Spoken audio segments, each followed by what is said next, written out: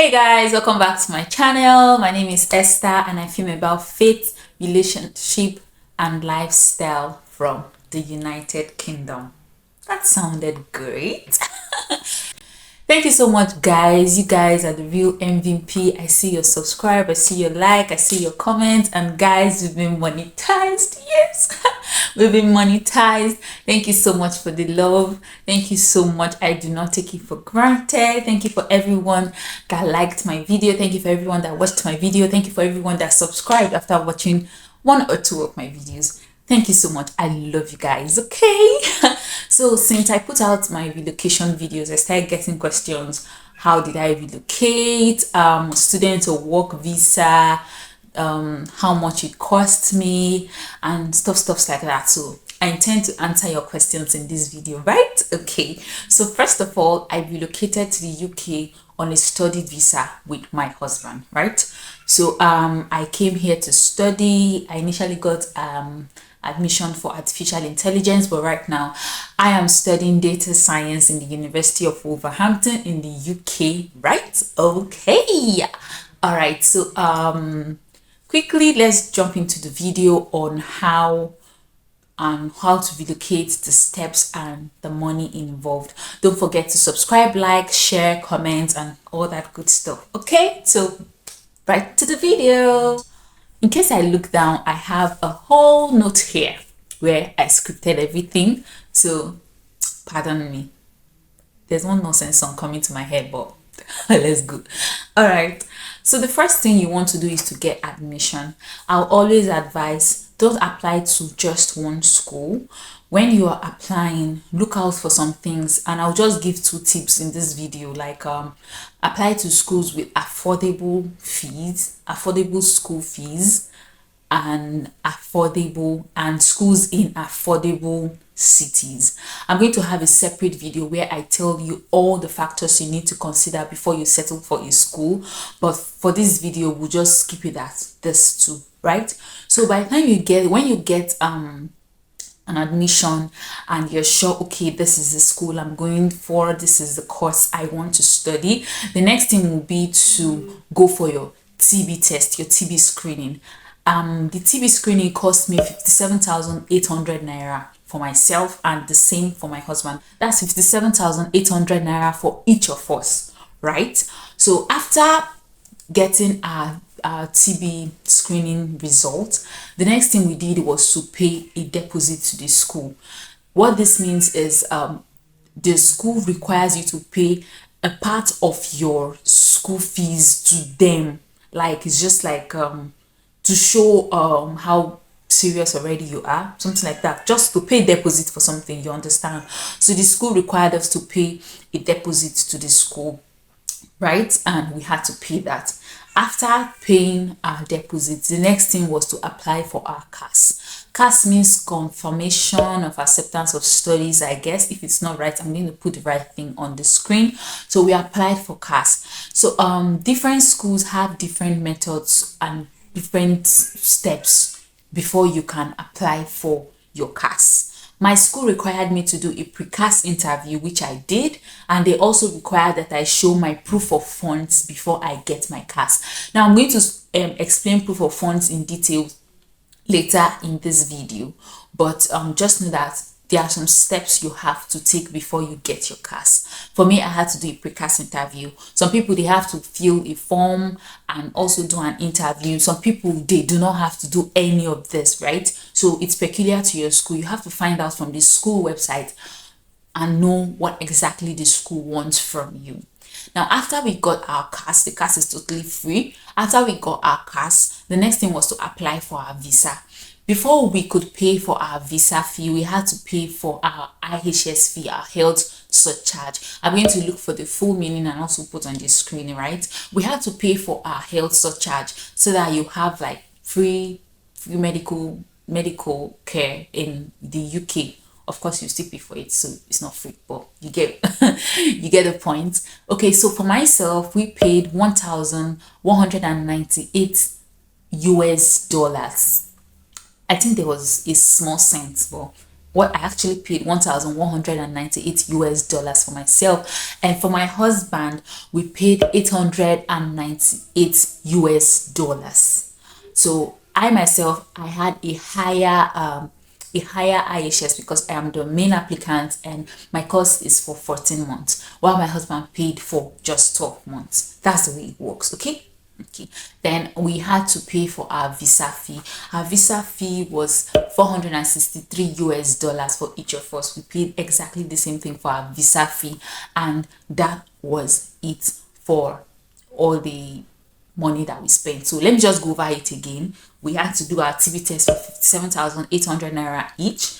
Then we had to pay deposits to the school, and we had to pay IHS. I myself paid 1,198 US dollars, and my husband paid 898 US dollars. Okay, then our visa fee was 463 US dollars each. Now, for the proof of funds is just for you to show that you have enough money to take care of yourself while you are in the UK. And the proof of funds for a school in London is different from the proof of funds for a school outside London. If your school is in London, you are expected to have £1,134 per month for the next 9 months plus your remaining school fees balance. Okay, don't worry, I'm going to give an example just to clear it out, so just in case you don't understand what I'm blabbing.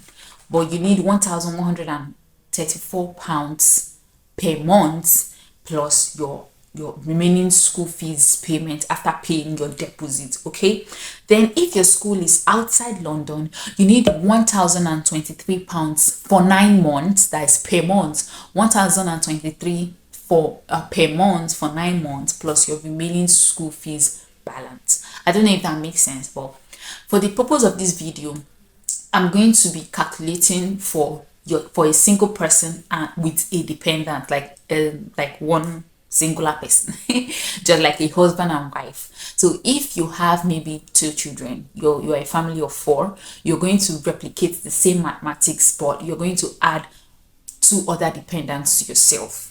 Okay, and so on and so forth. Your dependents, if your school is in London, will need £845 per month. And if your school is outside London, your dependents will need £680 per month as their own proof of funds. I know you don't understand my jargon, right? Okay, so let me just quickly do an example. So I'm going to first of all be doing an example for a school that is outside London. Let's say your school is University of Hull. Hull is not in London. It's not where they consider London. So the school fee, let me say your school fee for the University of Hull is £13,000 for the whole academic year, and the school is asking for a deposit of £3,000. So you are going to pay £3,000 to the school before you get cash, basically, right? Okay.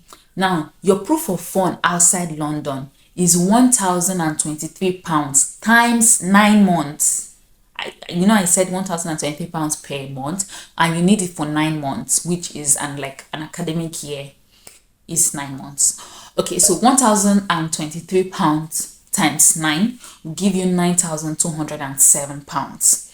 Now for your dependent needs £680 times 9, which gives £6,120 plus your remaining £10,000, that's remaining school fees balance. So everything put together, you need £25,327 as your proof of funds. Now you're going to convert this money obviously to naira and leave it in your account for 28 consecutive days. Okay, you can check oanda.com. that is the website, the official website that the UK government used to for exchange rates kind of things. Okay, so as at the time you're applying, you're going to check how much is going for a pound, then you do the maths. I always advise you go few nairas. What was that? I advise, for example, if you need £25,000, okay, for example, in this example, you need £25,327 for your proof of funds. I always advise go a little bit higher, maybe 500 pounds, just because of exchange rates, okay, because it fluctuates a lot. For now, for a school that is in London, let's say your school is University of West London, your school is inside London, okay, and your school fees is £10,000 for the whole academic year, and your school is asking for a deposit of £2,000 before you can get cash. Now your proof of funds inside London is £1,334 times 9 months, which is £12,006. Then for your dependents, they need £845 times 9, which is £7,605, plus your remaining £9,000. That is the balance of your school fees. So your proof of funds for the academic year for you and your dependents is £28,611 if your school is inside London. I just hope you got the calculation, but basically that is the idea.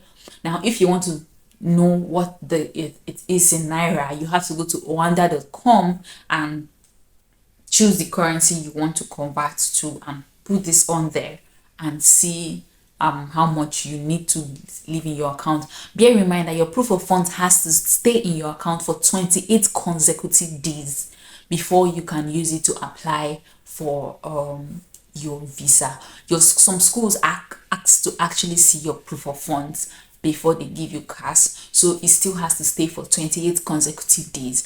It does not mean that the money will just sit in your account and just be there. You have to be transacting with the account, but it must not go below the required money. It must not go below the required money, and the required money has to be your starting balance. I don't know if you understand all that jargon, but yeah, you have to use the account to recharge, withdraw from POS, send to this person, receive money and all that. Just keep the account running. It cannot be dormant for that 28 days, right? Yeah. So that brings me to the end of this video. If you still don't understand, don't be shy. Drop your questions for me, drop in the comment section, or send me a DM on Instagram, or you can send me an email. My email address is going to be in the description box, okay? And if I have like a good number of questions, I'm going to come back here and do a question and answer, answering your questions. So don't be shy, reach out to me with your questions and I'll definitely answer them, okay?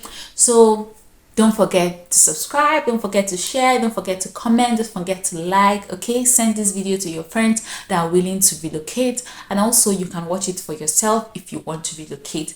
Okay guys, see you in another video and another time. See you.